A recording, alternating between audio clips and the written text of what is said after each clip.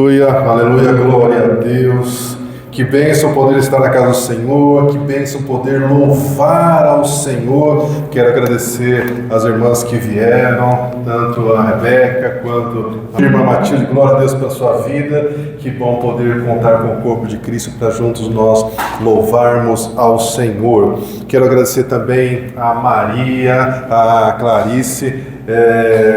Nós ficamos sexta-feira até às 10h30 da noite aqui para ensaiar, porque a Janaína está de férias e a gente estava com a missão de fazer o louvor e numa insegurança danada, pelo menos da minha parte, né? Então, como diz o outro, né? Se a gente não tem as habilidades, vamos nos capacitar para isso, e o Senhor tem dado graça, e nós agradecemos pelo reforço que nós recebemos e esperamos vê-las novamente, né, junto conosco. Meu irmão, minha irmã, por favor, abra a sua Bíblia no livro de 1 Samuel, no capítulo 21. 1 Samuel, capítulo 21, nós vamos ter uma palavra sobre o tempo de Deus. Esse mês o nosso tempo há um tempo certo para todas as coisas, e o tema de hoje é por que Deus permite os contrastes da vida. E o que é contraste? Uma definição simples de contraste seria os opostos, as coisas diferentes. Por exemplo, a alegria e a tristeza. Por que Deus permite a alegria e a tristeza? Por que Deus permite a juventude e a velhice, a motivação e o desânimo, a saúde e a doença, o barulho, mas também o silêncio, a justiça, mas também a injustiça? Então, nós vamos aprender com Davi. 1 Samuel capítulo 21, a partir do versículo 10, diz o seguinte: naquele dia, Davi fugiu do rei Saul e foi procurar Aquis, rei de Gate. Todavia, os conselheiros do rei Aquis lhe disseram: não é este Davi o rei de toda a terra de Israel? Não é esse Davi de quem as mulheres cantavam as suas danças? O rei Saul abateu os seus milhares, mas Davi suas dezenas de milhares? Davi, ao ouvir os filisteus falarem isso, porque Davi está aqui no reino, no palácio do inimigo, no palácio do rei Aquis, foi lá para pedir socorro. Daqui a pouco eu vou explicar. Davi levou a sério aquelas palavras e ficou com muito medo do rei dos filisteus. Por isso, Davi, na presença deles, fingiu que era um homem louco e começou a agir como se fosse louco, riscando as portas da cidade e deixando a saliva escorrer pela barba. Vocês ouviram direitinho. Ele começou a babar, né, como se tivesse doido da cabeça. Versículo 14. O rei Aquis disse aos seus conselheiros: vejam esse homem, ele está louco. Por que vocês me trouxeram aqui? Será que me faltam loucos aqui no meu reino para que vocês me tragam para agir na minha frente outro doido? O que ele veio fazer no meu palácio? Então eles liberaram a Davi, porque acharam que ele não era Davi, que ele era um doido que achava que era Davi. Agora, na sequência, capítulo 22, versículo 1. Então, Davi fugiu daquela cidade de Gate e foi para a caverna de Adulão. Quando seus irmãos e a sua família souberam disso, foram até a caverna de Adulão para encontrar com Davi. Também se ajuntaram a Davi todas as pessoas que estavam em dificuldades, que estavam endividados, e os descontentes, e Davi se tornou o líder deles. Havia cerca de 400 homens junto com Davi. Da caverna de Adulão, Davi foi para a cidade de Mispá, que fica no reino de Moabe. E ele disse ao rei de Moabe, ele perguntou ao rei de Moabe: posso deixar meu pai e minha mãe aqui e ficarem contigo até que eu saiba o que Deus fará comigo? Quantas vezes eu e você não sabemos o que vai ser da nossa vida, porque a gente está passando por lutas, por dificuldades, e a gente não tem uma resposta clara do Senhor, e Davi passou por isso. Então ele disse isso ao rei: quero deixar meus pais aqui com você, para eles ficarem em segurança, até que eu saiba o que Deus vai fazer comigo. Versículo 4. E assim Davi deixou com o rei de Moabe os seus pais, e eles ficaram lá enquanto Davi permaneceu na caverna de Adulão. Contudo, o profeta Gade, certo dia, disse a Davi: não fique na fortaleza, não fique na caverna, vá para Judá. Então Davi foi para a floresta de Herete. Agora, só uma curiosidade, no capítulo seguinte, capítulo 23, versículo 3, esses 400 homens, além de serem pessoas amarguradas, endividadas, descontentes, dá uma outra característica deles, que eles eram homens medrosos. Versículo 3 do capítulo 23 diz o seguinte: os soldados de Davi lhe disseram: aqui em Judá nós estamos com medo, ou seja, aqui em segurança, longe dos inimigos, nós estamos com medo, quanto mais se formos a Keila para lutar contra os inimigos. Meus irmãos, como é difícil entender os processos que a gente passa. Quem era Davi? Davi não era ninguém, nem dentro da família dele ele era valorizado. Tanto é que a Bíblia fala que quando o profeta Samuel foi até a casa de Davi, o próprio pai de Davi chamou todos os irmãos, menos o próprio Davi. Mas a Bíblia também revela algo surpreendente, que depois que o profeta Samuel ungiu a Davi, tudo o que Davi fez começou a prosperar. Até então, Davi era só um adolescentezinho como outro qualquer, mas a partir desse momento que ele recebeu essa unção do profeta, ele se deparou com um urso. E quem já viu um urso? Você já viu um urso de perto ou não? Misericórdia, eu já tive a oportunidade de estar no zoológico e eu lembrei de Davi. Eu fiquei pensando, meu Deus do céu, como é que você mata um urso desse na floresta, estando só você, urso? Ele é muito grande, ele é muito gordo, ele é muito forte, né? E ele ainda fica de pé, fica maior que um homem. É um negócio impressionante. Mas a Bíblia diz que depois que Davi foi ungido, ele matou um urso, e ele também, numa outra ocasião, ele matou um leão.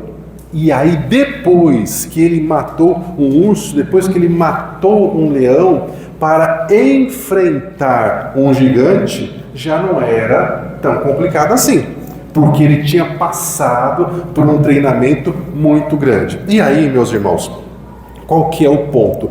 Aqui o contraste é o que era Davi antes dessa unção que ele recebeu do Senhor e depois que ele recebeu essa unção. O profeta Isaías, ele deixa muito claro que a unção, ela despedaça o jugo. O que é o jugo? Para quem é da roça, né, sabe que o jugo é uma peça que a gente coloca no pescoço dos bois, normalmente é comprido para colocar 2 bois. A gente, então, com isso a gente amarra o pescoço do boi e a gente obriga o boi a trabalhar e fazer aquilo que tem que fazer. E o profeta, ele disse que no reino das trevas foi colocado um jugo sobre o nosso pescoço, sobre as nossas costas, para fazer aquilo que a gente não quer. E o apóstolo Paulo fala sobre isso em Romanos. Ele diz que aquilo que eu não quero fazer, o mal que eu não quero fazer, isso eu faço. Mas o bem que eu quero fazer, isso eu não consigo fazer. E por quê? Por causa do jugo do pecado que está sobre nós. Então, quando nós nascemos de novo, esse jugo, ele é despedaçado e nós temos então a opção de fazer aquilo que é certo. E o profeta Isaías diz que a unção que vem do Senhor despedaça esse jugo. Só que, quando você não sabe que você tem um dinheiro na sua conta corrente, você pode passar o mês inteiro apertado porque você acha que não tem dinheiro, mas o dinheiro está lá na conta e você não sabe. É a mesma coisa no mundo espiritual. Jesus disse: o meu povo perece, sofre porque lhe falta conhecimento. Meus irmãos, a partir do momento que a gente sabe que nós somos ungidos pelo Senhor, que nós não estamos mais debaixo desse jugo, nós precisamos trazer à memória a palavra de Deus e nos lembrarmos constantemente que tudo aquilo que nós colocarmos as nossas mãos, Deus vai abençoar, Deus vai prosperar e vai dar certo. Então não dá para a gente se colocar numa situação de dizer: coitadinho de mim, eu não tive oportunidade, eu não nasci numa família rica. Meu irmão, minha irmã, você não tem como mudar o passado, mas você pode mudar o seu presente e você pode mudar o seu futuro. E o grande exemplo nosso é José no Egito. Estava como escravo na casa de Potifar, tudo o que ele fazia dava certo. Foi injustiçado, é verdade. Foi para a prisão, na prisão recebeu lá a autorização para gerenciar a prisão, porque tudo o que ele fazia prosperava. O faraó chamou ele e deixou ele como governador do Egito. Tudo o que ele fazia prosperava. Então, tudo o que você fizer, desde que seja a vontade do Senhor, vai prosperar. Amém? Agora, se você estiver na contramão, meu irmão, minha irmã, aí não adianta, porque a palavra diz que a porta que Deus abre, ninguém fecha, mas a porta que Deus fecha, ninguém abre. Se você tem a unção do Senhor, mas você está indo na direção errada, que você sabe que não é aquilo, não vai dar certo a história de Jonas. Então, a gente precisa lembrar da oração do Pai Nosso. Ele diz: Senhor, que seja feito a sua vontade na terra como é feita no céu. E para ser feita a vontade do Senhor na terra, começa pela minha vida, começa pela sua vida. Se você não faz aquilo que Deus quer, as coisas não vão dar certo. Então, para resumir e a gente continuar, existem dois jugos. Existe o jugo de Satanás, que é pesado, que vai te matar, que vai destruir, e há também o jugo do Senhor.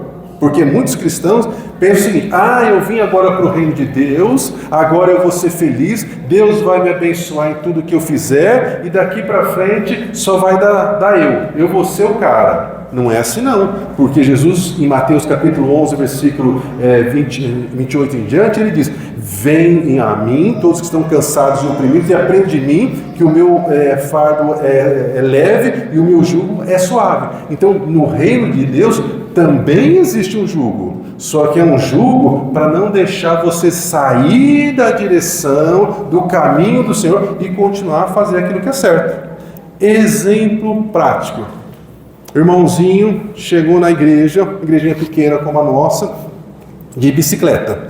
Estava quebrado, sem dinheiro, endividado, e aí veio falar com o pastor me ajuda, e vamos fazer campanha, vamos orar, e aí o irmão já logo assumiu, virou porteiro da igreja, e chegava todo dia, todo domingo cedo, estava lá, era uma bênção, e não faltava, e podia chover, podia fazer frio, podia fazer o que acontecesse, o irmão estava lá com o porteiro. Começou a prosperar, Deus começou a abençoar, pagou as dívidas, comprou um carrinho velho. Primeira coisa que aconteceu, parou de ir na igreja. Aí o pastor entrou em contato: irmão, o que está acontecendo? Está vindo na casa do Senhor? Pastor, muito compromisso, muito trabalho, não está dando para a casa do Senhor não. Eu sei que precisava ir, estou falando, mas não estou podendo. Trocou as prioridades. O que aconteceu? Deus permitiu que o ladrão fosse lá e roubasse o carro do irmão. O que aconteceu? Domingo seguinte que o carro foi roubado, Lá estava o irmão lá pedindo ajuda de novo. Sabe, irmãos, tem gente que aprende pelo amor, mas a maioria de nós, infelizmente, só aprende na dor.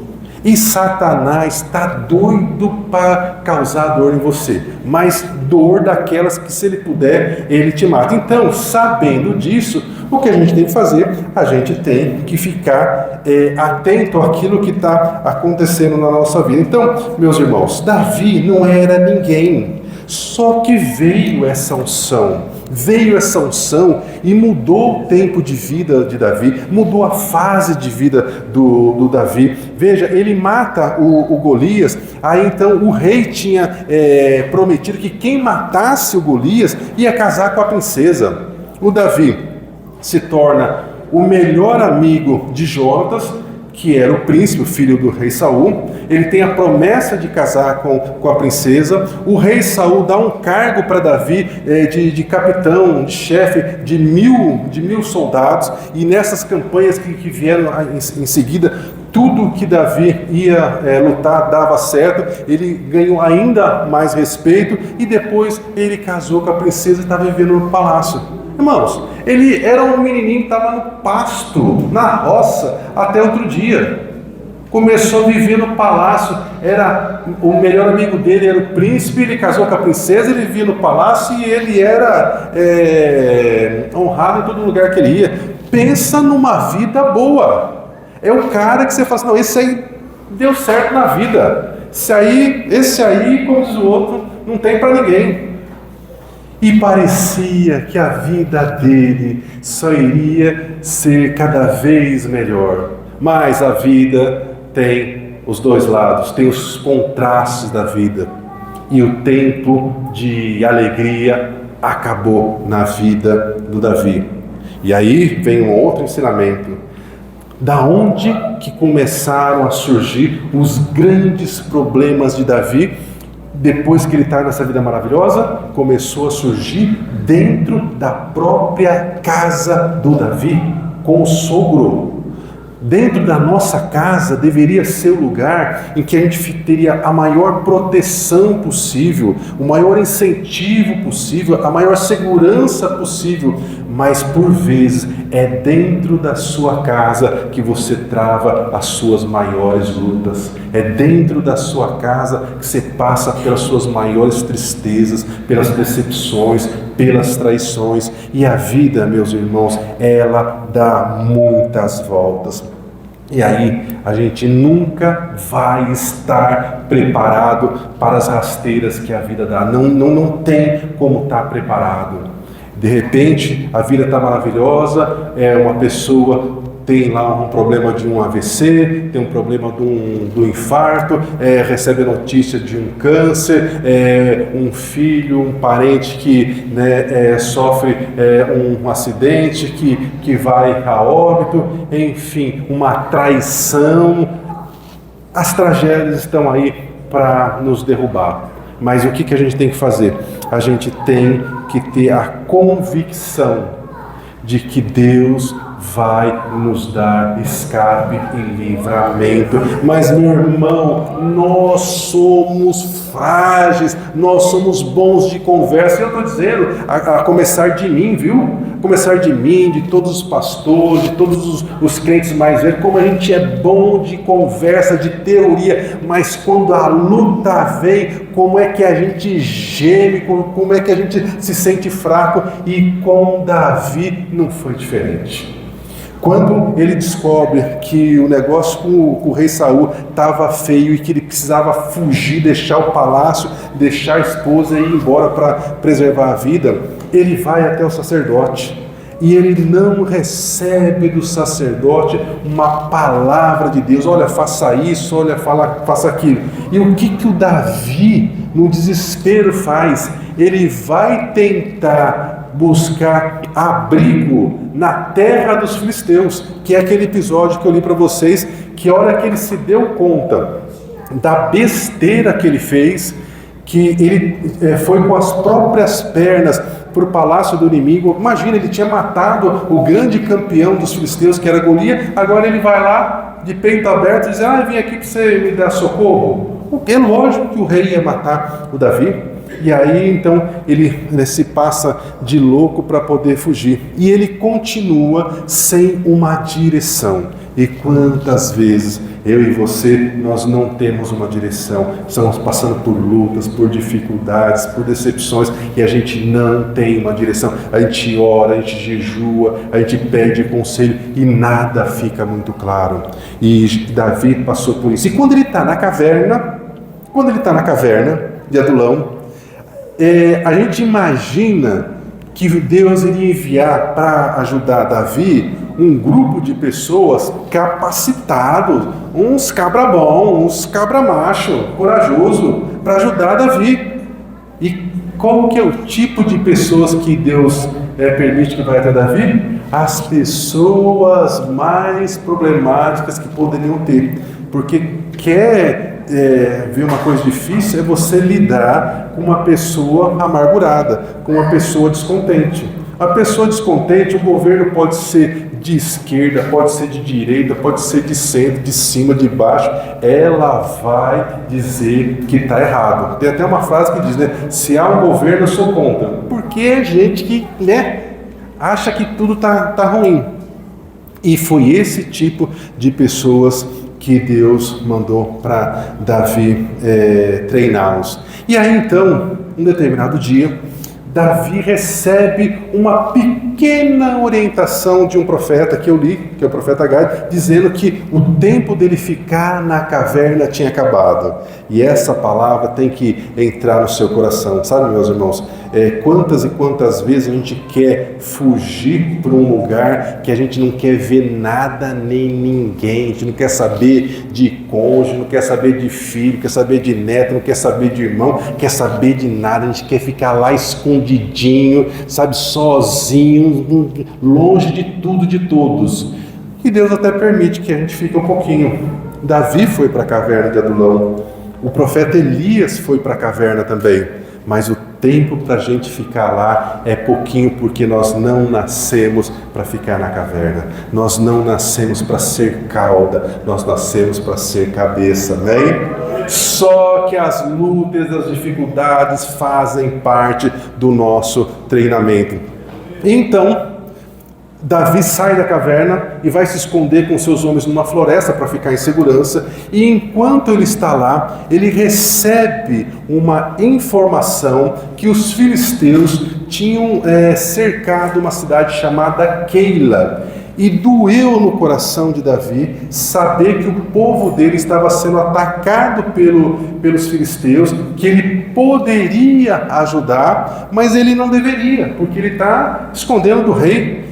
E também, entre outras coisas, essa responsabilidade, ou como diz o povo, esse BO de enfrentar os filisteus era do rei, o rei que se virasse. Mas aquilo doeu no coração de Davi. Sabe quando você sabe que você pode ajudar alguém e você fala, não vou ajudar, e aí você vira as costas e o Espírito Santo fala assim, é isso mesmo que você vai fazer? Já passou por isso? Né? E foi mais ou menos isso que aconteceu. E Davi então foi perguntar para o Senhor, Senhor, eu devo ir para Keila, para a cidade de Keila, para lutar contra os filisteus? E Deus responde, sim, você vai. E aí Davi vai falar com o pessoal, com os 400 homens que estavam com ele. Ele fala assim, pessoal, o negócio é o seguinte, os filisteus estão atacando lá a cidade de Keila, nós vamos lá, vamos ajudar e vamos acabar com esses filisteus. Estou dando aqui a minha interpretação.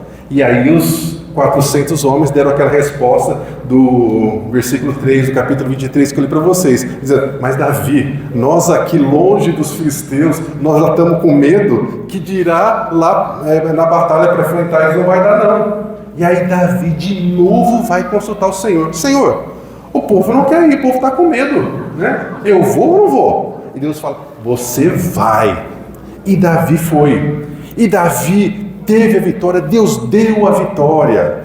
E aí, meus irmãos, Davi, que já estava sendo perseguido pelo seu sogro por uma injustiça, porque ele não tinha feito nada de errado, ele passa de novo por uma grande injustiça. Ele fica sabendo lá na cidade de Keila que o rei Saul estava indo na direção dele.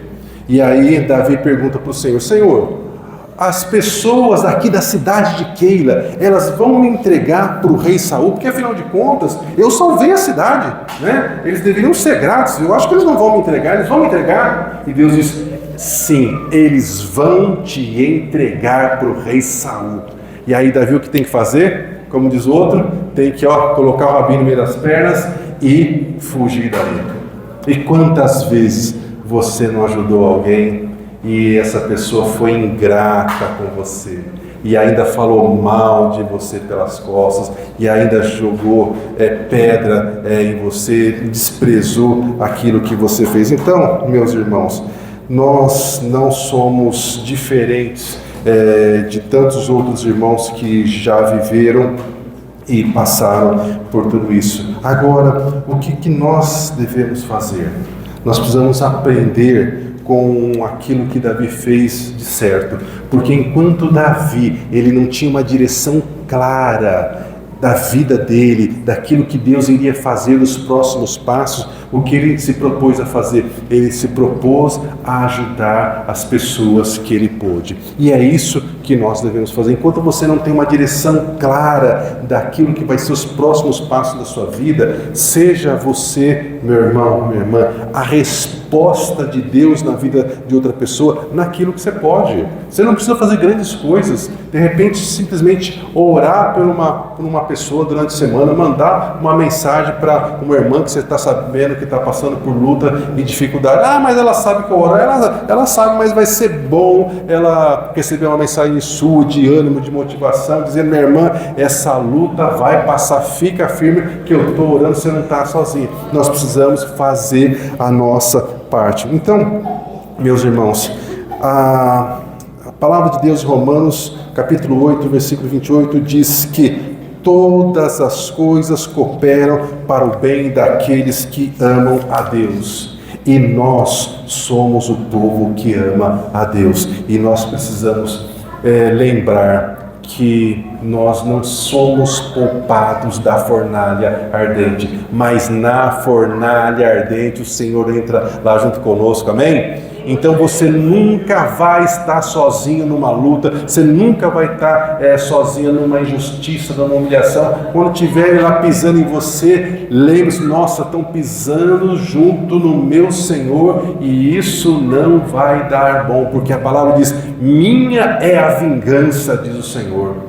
E a palavra é muito clara que o Senhor vai preparar uma mesa, um banquete para nós, para você, e vai colocar os seus inimigos à sua frente, aos seus pés, para que eles saibam aquilo que eles fizeram. Bom, meus irmãos, a vida, a nossa vida, a sua vida, como a vida de Davi, é feita de contrastes, de dois lados, né? As situações, elas mudam no dia para a noite, e a gente precisa se agarrar em Deus, porque se a gente se agarrar nas circunstâncias, a gente não aguenta, porque a luta é grande, é pesada, e o inimigo vem para cima, ele vem com força. Então, meu irmão, minha irmã, Davi viveu a solidão e o silêncio do tempo que ele morava na roça, que ele estava no pasto, mas ele também viu a glória, o barulho, a alegria das músicas do tempo que ele viveu no palácio. Não pense, meu irmão, minha irmã, que a sua história, que a sua vida está chegando ao fim porque você não vê mais saída, porque as coisas só terminam quando Deus diz que terminou e a sua ainda não acabou. Então, meu irmão, o Senhor está trabalhando em você e para você. Eu sei que é difícil a gente entender isso, e eu vivo dizendo aqui para as irmãs da congregação João de Barro, nós somos como barro nas mãos do oleiro, e de quando em quando o Senhor tem que amassar e refazer o vaso, e quando a gente acha que a gente está pegando a forma de vaso, Deus vai lá de novo e amassa de novo. E a gente gosta? Claro que a gente não gosta, mas se a gente precisa que o Senhor nos amasse, deixe o Senhor amassar você, e por vezes Ele vai usar as pessoas para fazer isso. Então, quando Deus permitir que você passe por uma situação. Meu irmão, irmã, não adianta ficar perguntando por quê. Depois que Davi já tinha se tornado rei e tinha passado por uma situação lá com o filho, ele estava de novo fugindo e um homem começou a jogar pedra no rei. E os soldados de Davi queriam matar o homem. E Davi disse: não, deixe ele, porque se ele está permitindo isso, é porque eu preciso aprender alguma coisa. Estou dando aqui a minha tradução, né? Então, meu irmão, irmã, todos nós vamos passar por um tempo de caverna. Às vezes, alguns um tempo um pouco maior, outros um tempo um pouco menor, mas todos nós vamos passar. E o tempo na caverna não é um castigo, é uma preparação. Você não nasceu para ser escravo do medo nem das suas mágoas, mas quantos de nós carrega por anos uma mágoa, um trauma, uma dor que não consegue perdoar, e você precisa perdoar isso, viu? Quanto mais cedo você conseguir fazer, mais cedo você muda de fase. Então, quando você não mudar de fase, quando você não perdoar essa pessoa, né, isso não vai mudar, porque o não perdoar, meus irmãos, é mais ou menos como você ter muita raiva de uma pessoa e você desejar que aquela pessoa morra, porque você está muito irado, né? E você está querendo mesmo que a pessoa morra. E aí você toma uma decisão: para que essa pessoa morra, eu vou tomar veneno, porque ela vai morrer. A pessoa vai morrer? Não, quem vai morrer é você. E não perdoar é exatamente isso. Você não perdoa, você vai acumulando mágoa, a dor vai aumentando, e a pessoa, por vezes, nem lembra mais que você existe. E você ainda sofrendo com mágoa. Então, quando você perdoa, esse peso, essa dor, essa tonelada que está sobre os seus ombros, ela é retirada. E você não vai esquecer, mas não vai doer mais, você vai curar. E Deus vai tratar com essa pessoa. Não significa que você vai perdoar essa pessoa e vai ficar tudo por isso mesmo, tudo lindo e maravilhoso. Não, Deus vai tratar com ela. Agora você tem um compromisso, como cristão, como filho de Deus, de liberar o perdão para essa pessoa. Aí Deus com ela é outra história. Mas se ela pedir perdão para Deus e Deus perdoar? Aí ela é inteligente, né? Porque da mesma forma que você errou com Deus, você pediu perdão para Deus e Deus liberou o perdão para você, você também tem que perdoar. De novo a oração do Pai Nosso: perdoa as nossas ofensas, assim como nós perdoamos a quem nos tem ofendido. Então, meu irmão, você não nasceu para ser escravo do medo e da mágoa. Você pode estar nesse momento dentro de uma caverna, se sentindo perdido, se sentindo cercado, se sentindo frustrado, frustrada, amargurada por algo que aconteceu, mas isso é algo que já deve ficar no passado, porque se aconteceu há 5 minutos atrás, isso já é passado. E qual que é a mensagem de Deus, a orientação do Senhor para nós a respeito daquilo que ficou no passado? É a palavra de Isaías capítulo 43 que diz: não vos lembreis das coisas passadas, nem considerem as coisas antigas, porque eis que eu estou fazendo uma coisa nova, diz o Senhor, que está saindo à luz e você não está percebendo. A palavra de Deus também diz: eu causo a ferida, mas eu também a curo. Eu sou o Senhor que te sara. Não temas, porque eu te remi, eu te chamei pelo nome, pelo seu nome. Você é meu, você é minha. Quando você passar pelas águas, eu estarei contigo. Quando você passar pelos rios, eles não te submergirão. Quando você passar pelo fogo, o fogo não te queimará, nem a chama arderá em ti. diga o fraco: eu sou forte, porque a tua graça, Senhor, me basta. Eu tudo posso, você tudo pode no Senhor que te fortalece. Não fique olhando para o tamanho dos seus problemas, olhe para o tamanho do seu Deus. Amém? Aleluia, glória a Deus. As irmãs do louvor, se quiserem voltar, por favor, já estou encerrando. Então, meus irmãos, apesar da sua dor, apesar da sua luta, saia da caverna e ajude as pessoas que estão ao seu redor. Enquanto você não sabe o que fazer, porque você não tem uma direção certa, use os dons e talentos que o Senhor te deu. Eu não estou dizendo para fazer isso apenas na igreja, estou dizendo para fazer isso na sua casa, no seu trabalho, aonde quer que você esteja. Seja você a resposta de Deus para alguém. Deus quer que você esteja disponível para abençoar outras pessoas, e você pode dizer, e você pode fazer isso. E é muito, muito interessante a experiência de Jó. A gente conhece a história de Jó, todo o sofrimento de Jó, e lá no capítulo 42 a Bíblia fala que,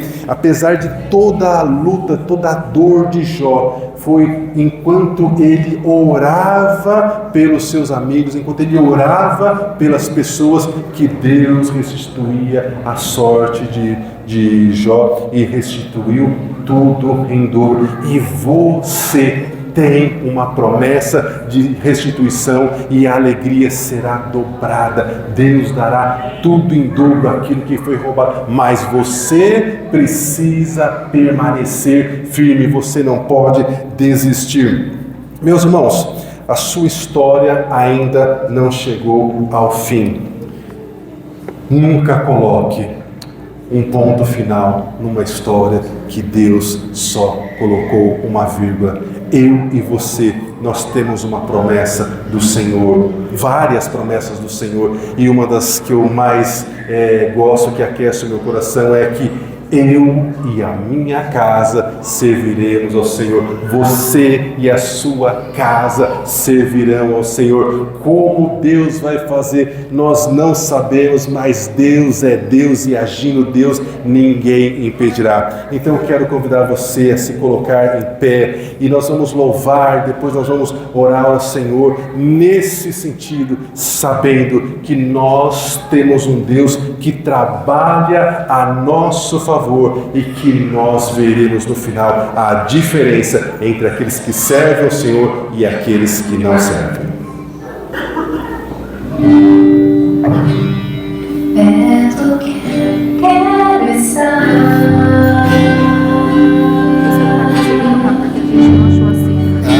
Tá. Junto aos seus pés. Se você quiser já ficar com o microfone, daí assim que eu terminar, você já começa. Pois prazer maior não há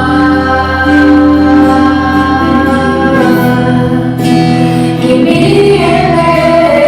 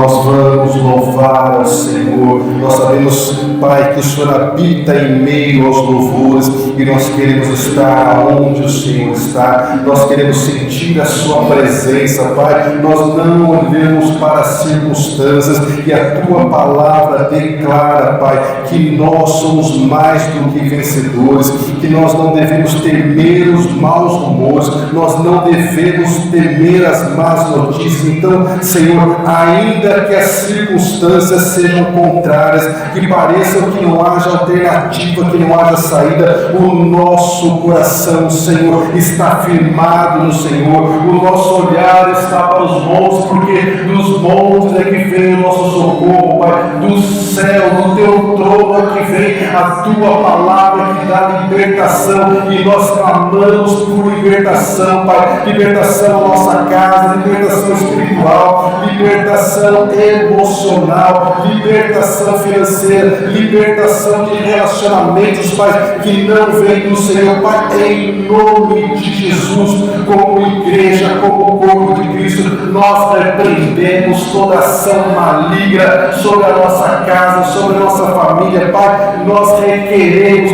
aqueles pelos quais nós estamos orando e nós cremos, Senhor, que no devido tempo o Senhor vai trazê-los para a sua casa, para o seu reino, Senhor, em nome de Jesus. Aquele que entrou aqui precisando de uma palavra, que o Senhor se revele a ele. Aquele que precisa de uma direção, Pai, não permita que o teu filho, que a tua filha tome uma decisão precipitada, porque a resposta precipitada não vem do Senhor. Pai, não dê paz a essa pessoa que precisa de uma decisão e ela não sabe a decisão, está sendo inclinada para fazer algo que ela não quer. Que o sinal da falta de paz seja uma resposta do Senhor, que o Senhor não está nesse negócio, mas todavia, que aquele que precisa de uma direção e tem paz que vem do Senhor, que ela se sinta segura para fazer aquilo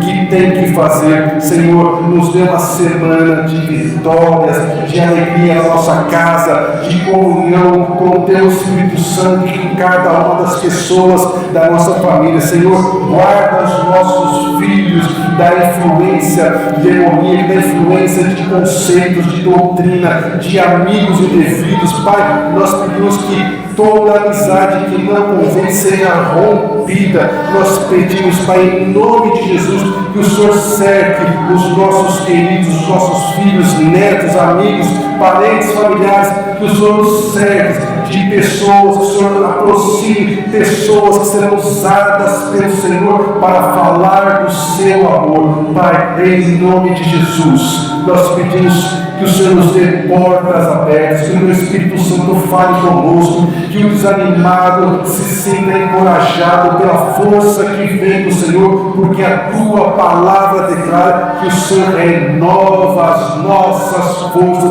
e nós cremos que será assim essa semana.